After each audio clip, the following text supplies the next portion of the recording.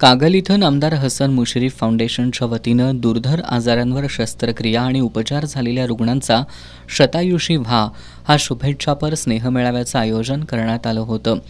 मेळाव्याला कोरोनानंतर औषधोपचार झालेल्या 5,000वर रुग्णांची आणि नातेवाईकांची उपस्थिती होती. यावेळी बोलताना नामदार मुश्रीफ यांनी आजपर्यंतच्या वाटचालीत आलेल्या अनेक संकटांवर तुमच्या आशीर्वादामुळेच पार पाडून यशस्वी झालो अशी जनतेप्रती भावनिक कृतज्ञता व्यक्त केली. जिल्हा बँकेचे संचालक भैया माने, विकास पाटील, विजय काळे, शिवाजी पाटील, संभाजी पवार, शीतल फराकटे यांच्यासह उपचार करून आलेल्या रुग्णांनी मनोगत व्यक्त केली.